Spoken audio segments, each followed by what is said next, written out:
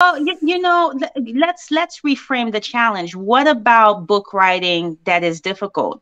Because don't we? Because that's what I always tell myself. If I'm working for someone and I'm always writing emails, like some people could say, well, it's tedious to write an email. So I think like if you can do that on a day-to-day basis, like 365 for someone else, I personally think you can schedule 15 minutes to just write your thoughts down. And it doesn't have to be coherent. It doesn't have to be perfect. It's the first draft. And I think that's always a misconception. The first draft of a book is never going to be perfect.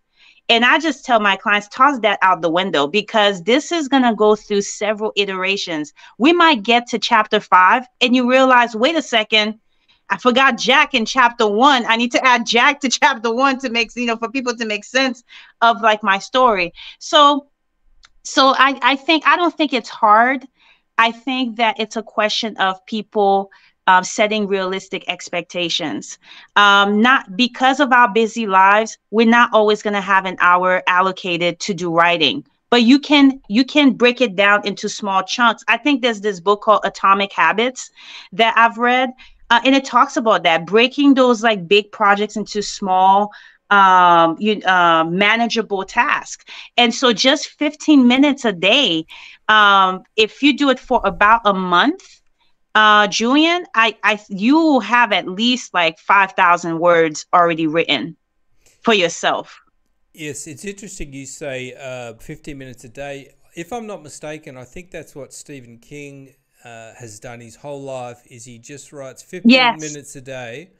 And he doesn't, yes, obviously, when he hits an idea, then he will spend long periods writing. But his daily discipline is 15 minutes a day.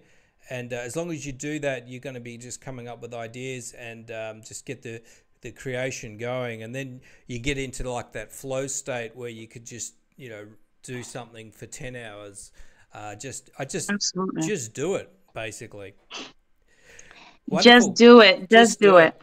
And I'd like to thank Venchele and Isabella for coming on. Fantastic guests, and they absolutely cleaned the Jeopardy board as well. Thank you.